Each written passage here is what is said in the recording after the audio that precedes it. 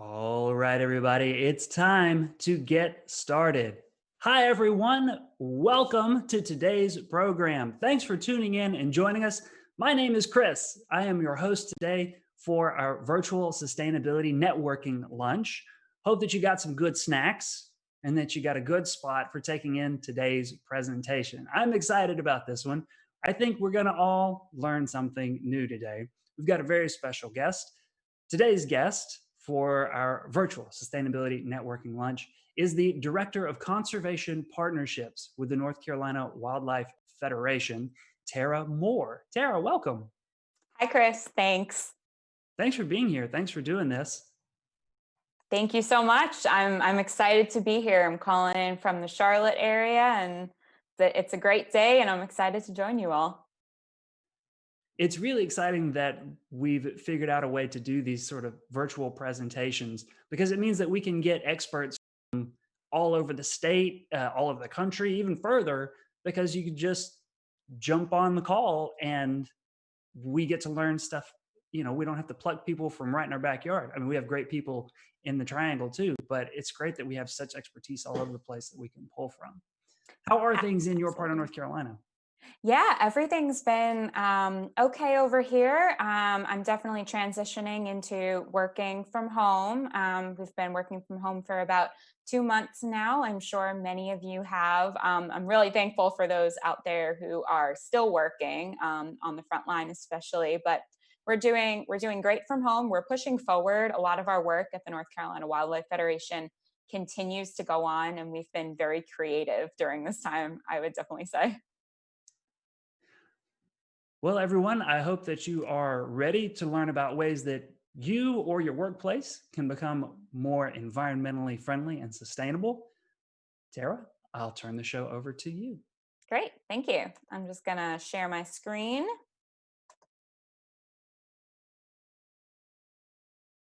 Perfect. And Okay, just give me 1 second. Okay, and how does that look, Chris? looks good to me. Okay, awesome. Well, thank you all for joining today. I know I can't see you in person, but I appreciate you all joining this call from different parts of the state. And I hope everyone is doing well. I've been really loving being able to connect with people over webinars such as this. So today I'm going to be speaking about the North Carolina Wildlife Federation's Wildlife and Industry Together program. And this is called WAIT, WAIT. So thank you for joining.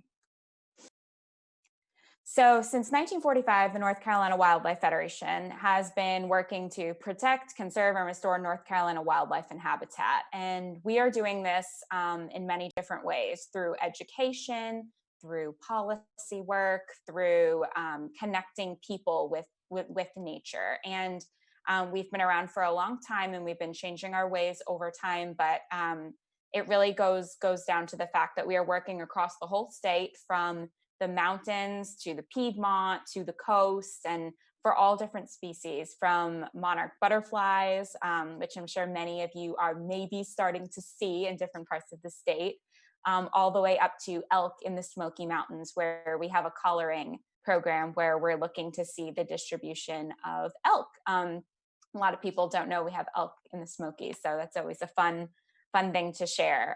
So I just have some images here that kind of represent what we're working for: wildlife up in the right corner, habitat in the left corner, and people. People are such an essential part of what we do, and you will see that throughout my talk today. People are what are bringing together all of the wildlife projects that we're working on. So it's important to note as we're starting that more than 85% of the land in North Carolina is privately owned. Now, I know we think about conservation a lot of the time being on public lands and being state parks and city parks, but so much of the land in North Carolina is privately owned. And these are lands that are part of corporate grounds, they are our backyards, they are schools, they are churches. And you can just see from some of the images below, we have kind of a neighborhood, we have some workplaces, highways. there's capabilities to bring that wildlife habitat to all these different places. We don't need to just be thinking about conserving a state park or a national park. We can do so much just in our own backyards and in the places that we frequent every day. An interesting fact that I also included on this slide: North Carolina lost more than 1 million acres of forest land from 1990 to 2002, which is wow, and is predicted to lose another 2 million acres by 2027 unless we change our values. Now, this is not meant to be this scare tactic to freak everyone out and make everyone feel like we are doomed. It's meant to be inspiring. We are in control of 85% of the land in North Carolina, so we actually can impact this, and you will see that in the coming slides. So the North Carolina Wildlife Federation, we have a whole bunch of programs that are really, really important to us. And these all focus on private land, how we can improve wildlife habitat on private land, whether that's forest or field, public or private, mountains to coast. We need to look at the land because wildlife depend on healthy habitats. Some of the programs that we have here, we have the Butterfly Highway, which maybe some of you have heard of. We have about 2,000 pollinator pit stops across the state, and people sign up to be a pollinator pit stop, and you commit to having some native plants in your yard, and you are protecting pollinators and supporting butterflies, bees, bats, all of the above. We have our Trees for Trash program that we recently started. For every 25 pounds of trash that is collected, one tree is planted in its place. We actually just completed last week it was a neighborhood challenge event, and people came together from across the whole state to clean up trash, and we cleaned up thousands of pounds of trash, and that's just so important in bringing people together. You can also create habitats in your own backyards with the certified wildlife habitat program. You can do it on a church property through the faith program, or on a new development through the wildlife friendly development program. There's just so many options.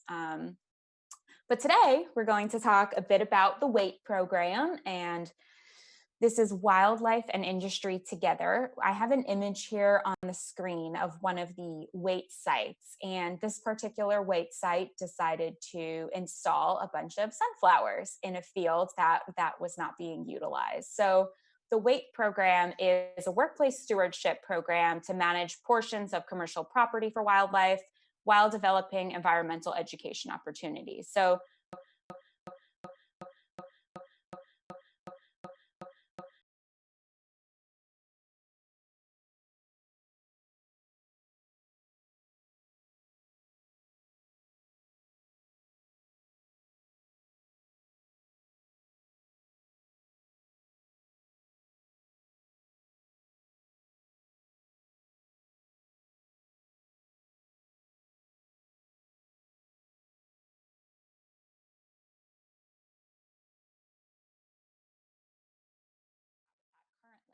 but I will go over these. So food is one, then we have water, then we have shelter and places to raise young. Food can be anything from berries in a tree to a feeder that you have in your yard. I know a lot of people like to put out bird feeders. I have a few in my yard right now that I'm actually looking at currently. A lot of people will also have water features. So this can be a pond in your yard. It can also be a bird bath. You see in this image, this little squirrel is drinking from a water fountain. I wouldn't necessarily recommend that. But we also have shelter as one of the requirements. And that could be anything from a brush pile to a pile of logs, to a little house that you put out, to a toad abode, they call it, which is a little covering for toads or frogs to go in and create a little habitat. And then the places to raise young, this could be a nest box as it shows in the picture, or it can be a tree cavity. If you have an old tree and you see birds in there nesting, I would definitely keep that up for some of the cavity nesters. So when we're looking at the WAIT program, The weight program benefits everyone, and this is so important. This is a crucial part of the program. The weight program obviously benefits wildlife and habitat. That's why we are focusing on the program. We want to improve all the private land so that wildlife and habitat can be happy and healthy. But it's also important to note that your business and your property benefits from this. So one such way is through cost savings. Now, cost savings can look like you have a large fallow field, which is this large grassland that you're having to water, you're having to mow it multiple times a month, even, or this would be a great opportunity to turn this into a meadow.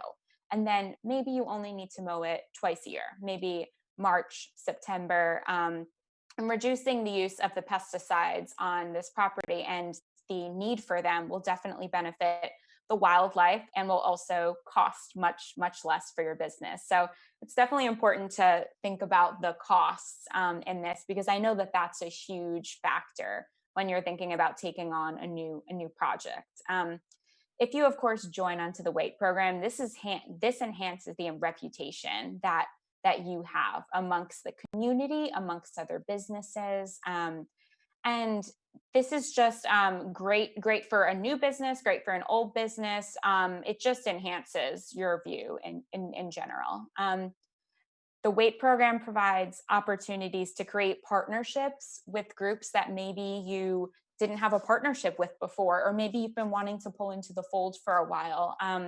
One such example, we had a group that partnered with the Boy Scouts, and the Boy Scouts were able to come out to a property and help improve the habitat there. And then they were able to do samples and surveys. So this is just a great way to pull in different groups. And of course, this is so important too. You want your employees to be happy.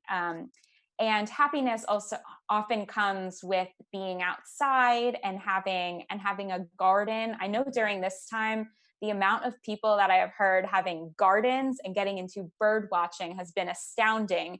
And those are two of my favorite hobbies anyway, but it's been really, really great to see other people kind of come into the fold. And I'm like, wow, I have this whole community of people I didn't have before. And I think this goes back to, you want your employees to be happy and enthusiastic and proud about your property. And if you have a property that's supporting wildlife, employees are really, really proud of that. We've heard from just a bunch of people who've said, wow, I love going into work and taking time during my lunch break and looking at the pollinator garden, or checking the birdhouse to see if the bluebird fledglings are ready to go. There's just so many great options that make you look forward to going to work and being involved.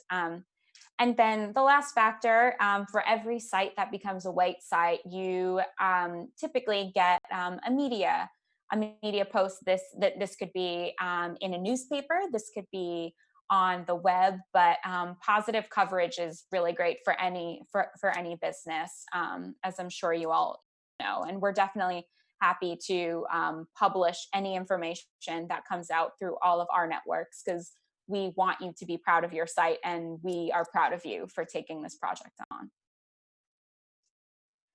I just wanted to note too, if anyone does have any questions, you can continue to add these in the chat, and we are happy to answer these after the presentation. So keep any questions in mind throughout my talk.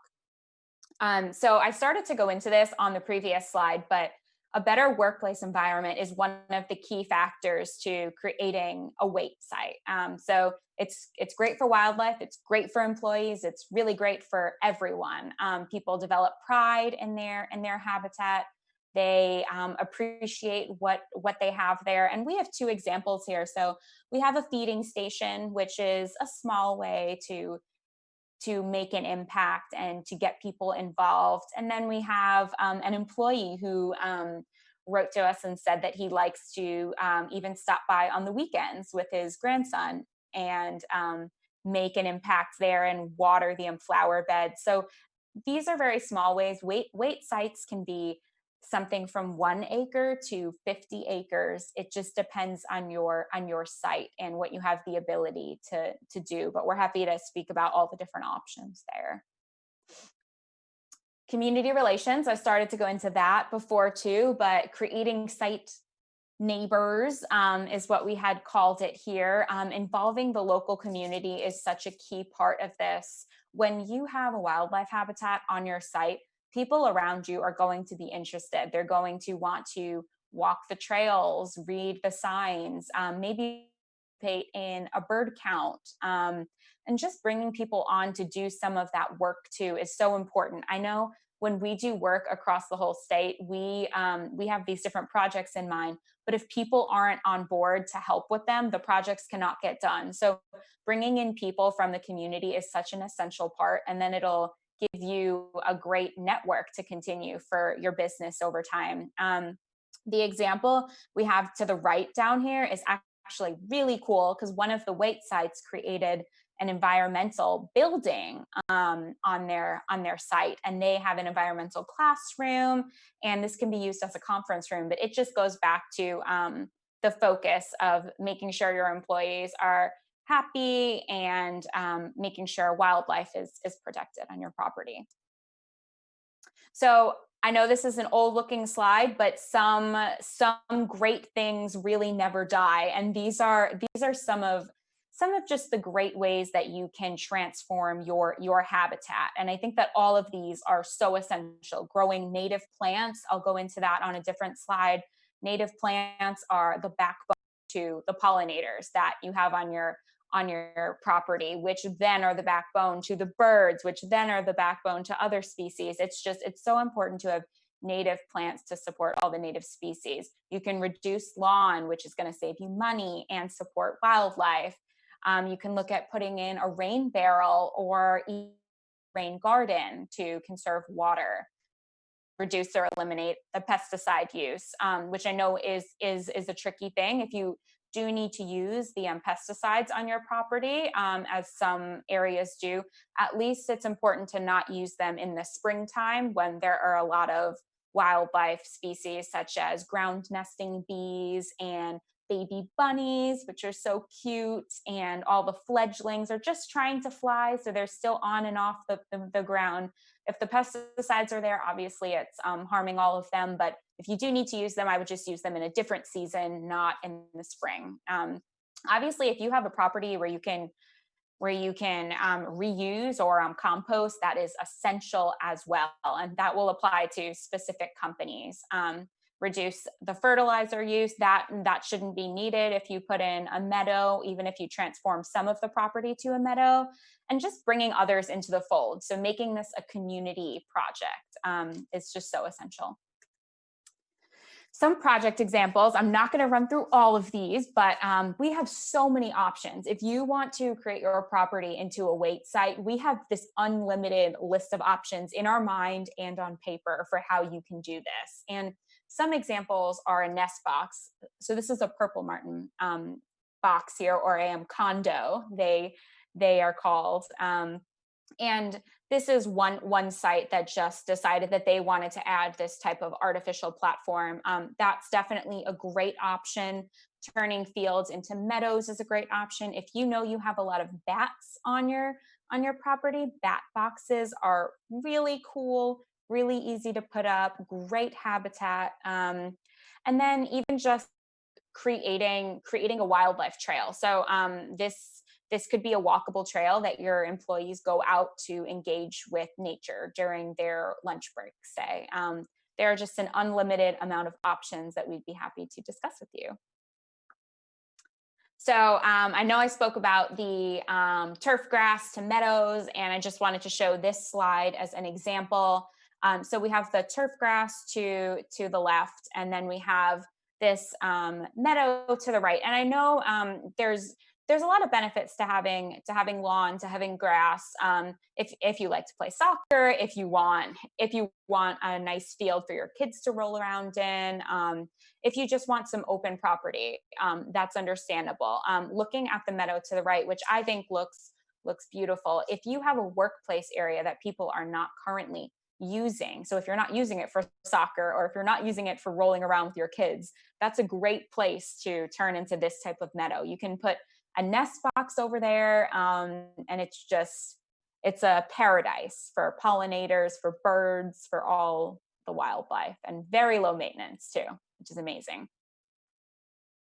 So I have a few examples of nest boxes. I believe the one to the left is a flying squirrel box, because we typically wouldn't put a bluebird box on a tree where a snake could climb up. And then the one to the right is a purple martin box. So these are just a few examples of some of the wait sites and how they've kind of taken on the nest box thing. And we have a few pictures that the wait sites have sent to us of some of the wildlife that are on their property. So this is really cool. A bluebird. I've been watching bluebirds in my yard. The second nest is currently in there, so that's definitely really close to my heart currently. Chickadee with a caterpillar, a few other ones that people have seen: a great blue heron, red-headed woodpecker, Carolina wren, tufted titmouse. Really depends on where you are in the state, but eastern screech owl and northern flicker. There's just the ability to attract so many of these species, and people get so excited when they see a bird that they haven't seen before. And it's because they were a part of creating a wait site and a wildlife habitat. Carolina northern flying squirrel, I bring his or her picture up, I should say, because we had a group, and this was the group I mentioned before. They brought the Boy Scouts in, and they installed these Carolina northern flying squirrel boxes up, and they did have success with it. So that is pretty cool to see. So if you're in a certain part of the state where they are frequently found, that is a cool option, and people tend to really like that species. And a wood duck box, if you have a pond or a water feature on your property, even if you don't think the wood ducks are there, they might be. There are areas in Charlotte, in the downtown area, where you would not expect to see a beautifully colored wood duck, and they are there and they are flourishing. So you would be surprised. So sometimes what you have to do is provide the habitat. It's like, if you build it, they will come. This is essentially that type of thing. And if you have a really large property that has a really large lake, or a really large water feature, we could talk about an osprey platform. And the ospreys have been doing great with these artificial platforms.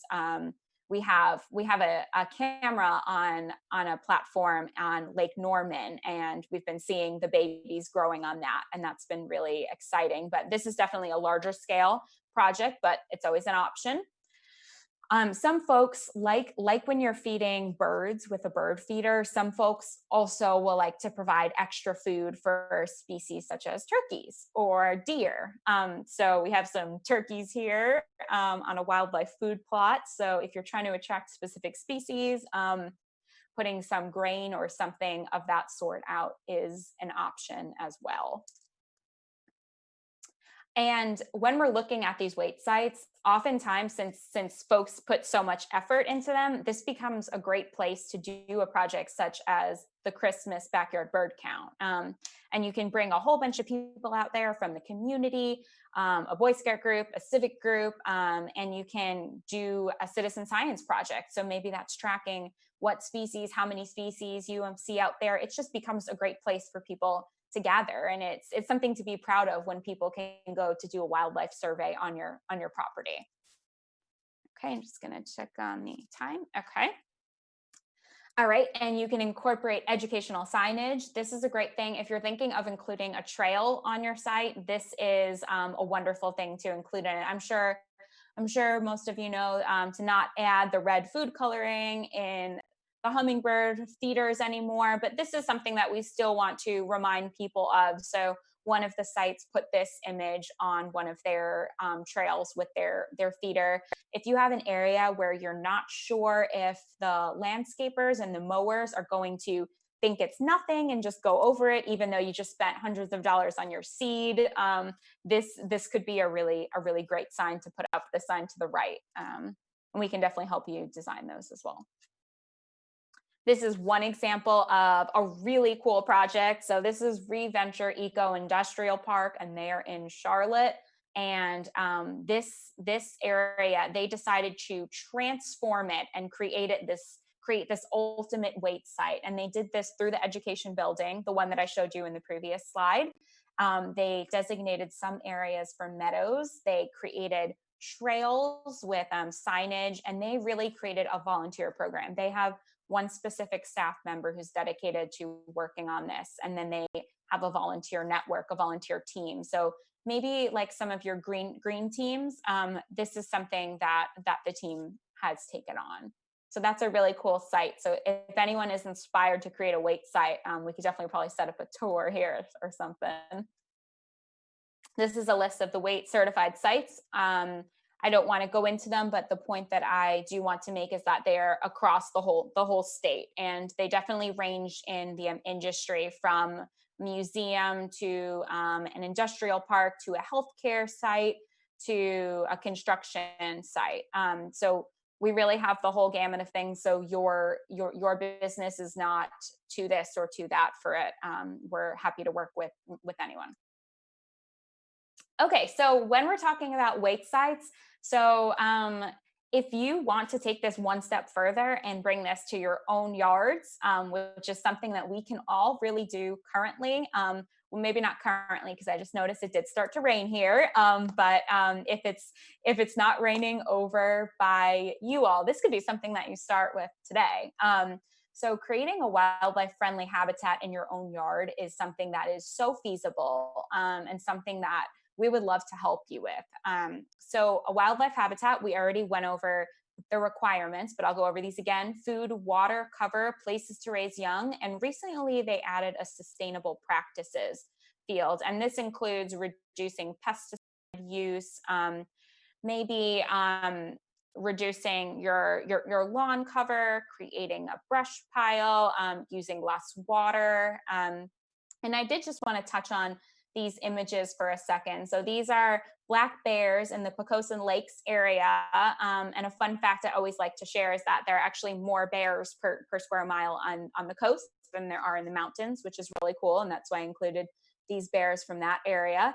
We have crossvine on the bottom, great plant for pollinators. We have milkweed.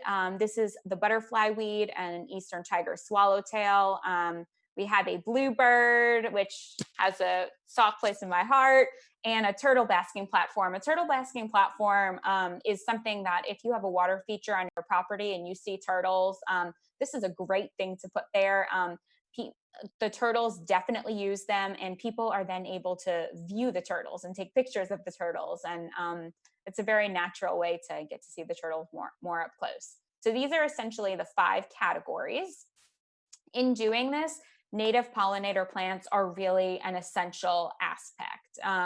So these are just 3 examples of plants.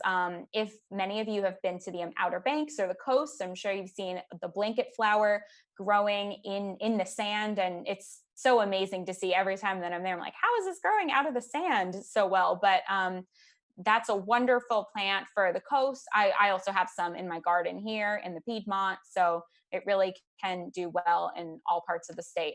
We have a common milkweed in the middle. Common milkweed is the host plant for the monarch caterpillar. So the monarch caterpillar, if they did not have milkweed, the monarch butterfly die out. So if you're thinking of one plant to include in your yard and you love that beautiful orange monarch color, that's definitely one to include. And it actually takes off really well. If you put one common milkweed in your yard, you could end up with 5 in like two years, or even more, honestly. And we have some tick seed, which is just another showy one that's great for pollinators, birds, and everyone.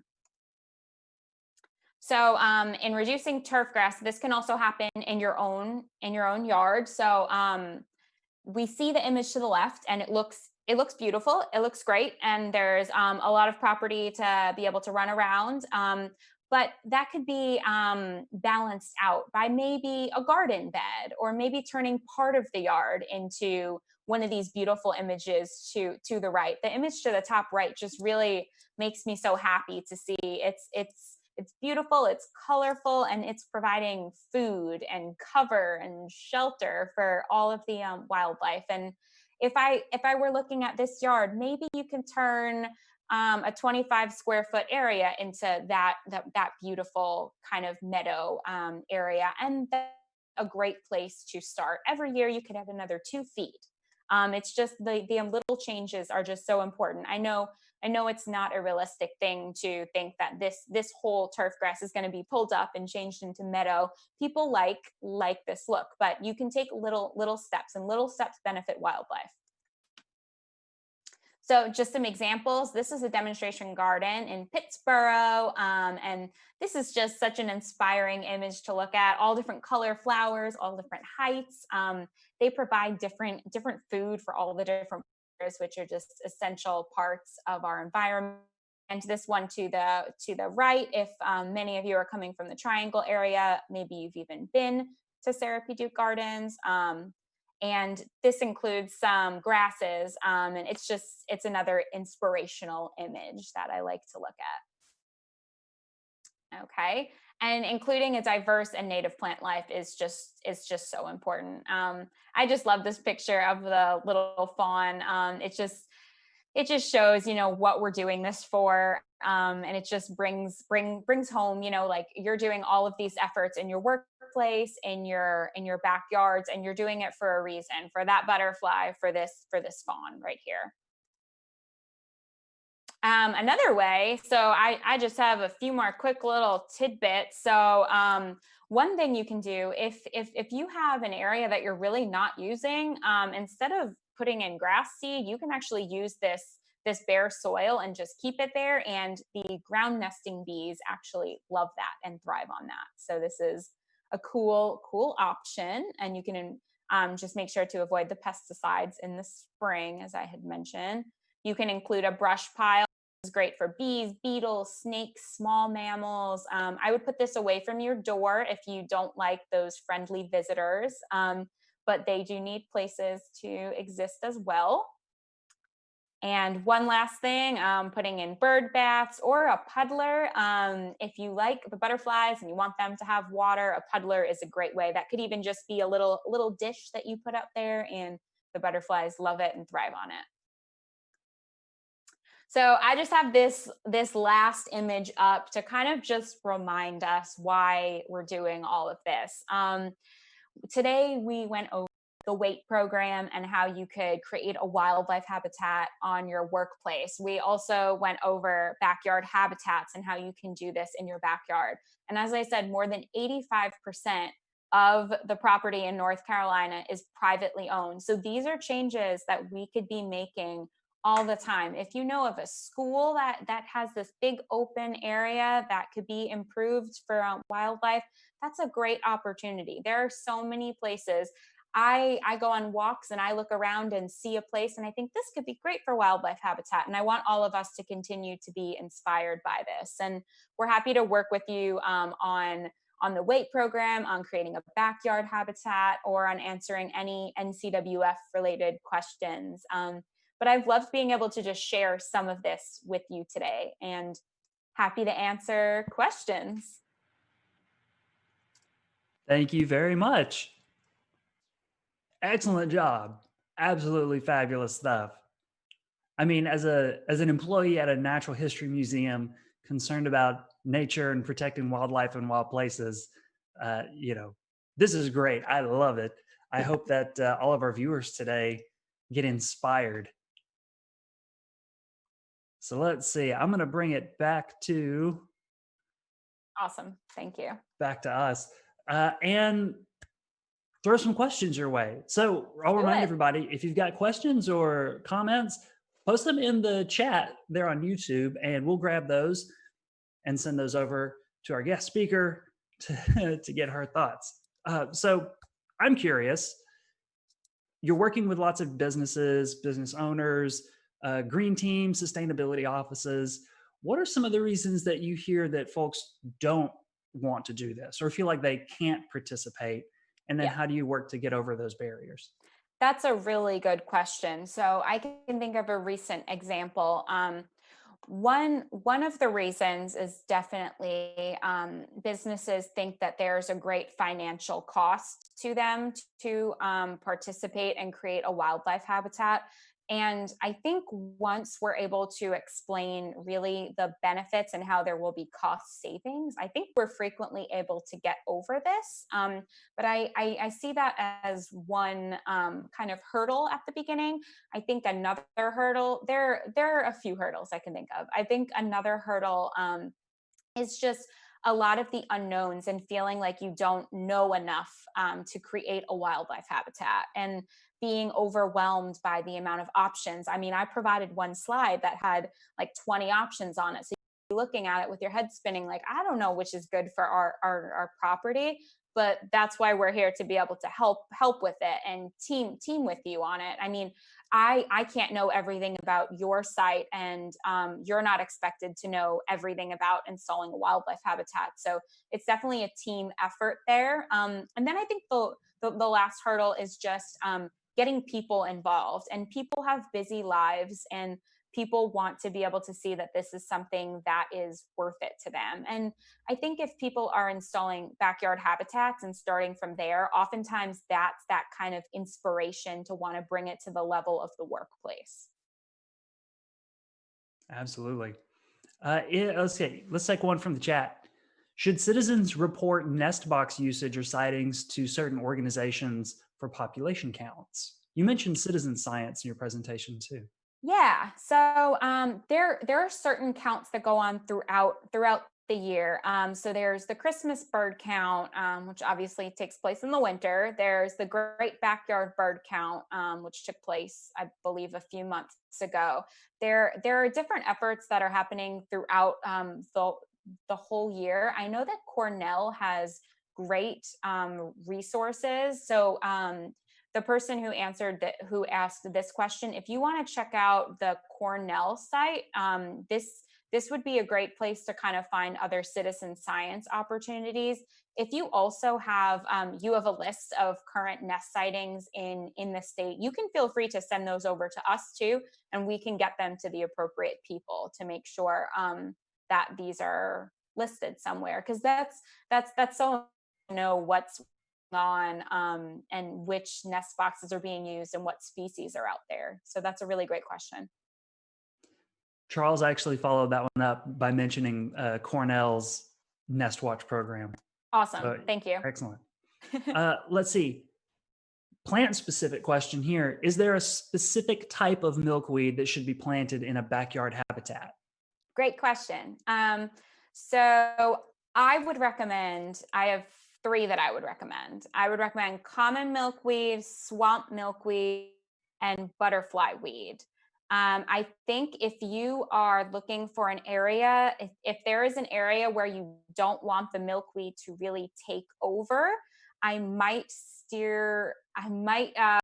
put common milkweed in a very specific plot, because common milkweed can tend to spread. But in saying that, when it does spread, I'm actually very happy, because then it fills in the area more. So it really is what you're looking for. If you're looking for that great pop of color, the butterfly weed would be a great option. That's that bright orange one.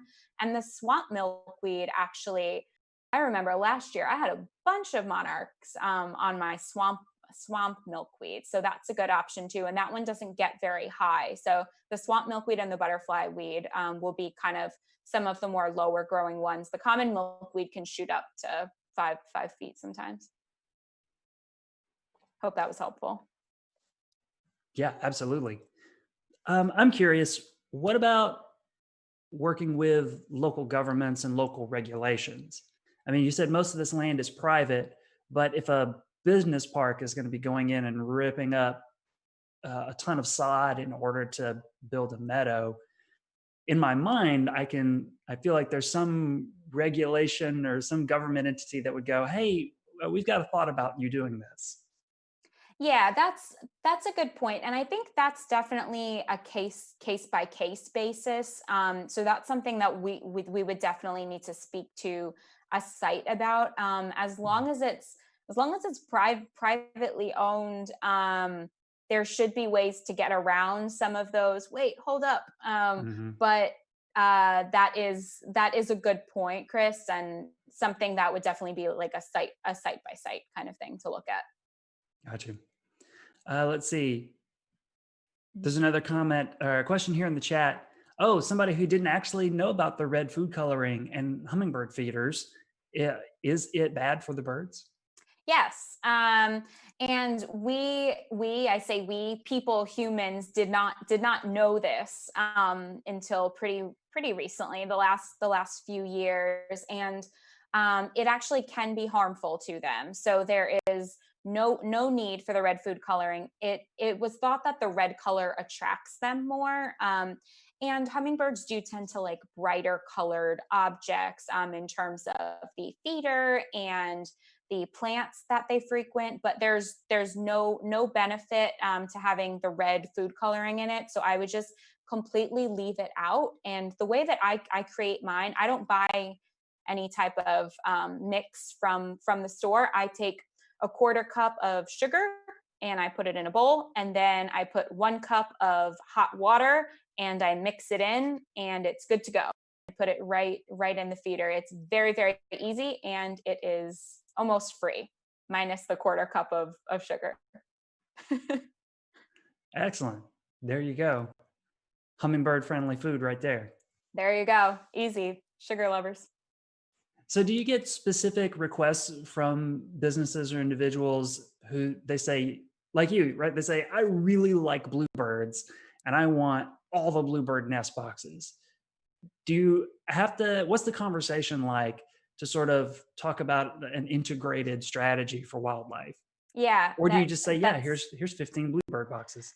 yeah, that's a really good point. So I think the short answer is we start with, yeah, wonderful. We will help you get those bluebird boxes, and then I think we take that one step further and say it's wonderful to have the bluebirds here, but if you don't support the area for pollinators and for all the other insects that the bluebirds need to eat, you're not going to attract the bluebirds. The bluebirds feed hundreds of insects to the babies per day. I think it might even be thousands, but I'm not exactly sure of the number. So it's essential to have pollinator habitat there. So when someone comes to us with that, the enthusiasm is great and just what we want. So we will never shut that down. And then we will just talk about too, if you're going to put 15 bluebird boxes, we need to look at where those are going to go too, because they should ideally face a certain direction and have open area in front of them and not be too close together. So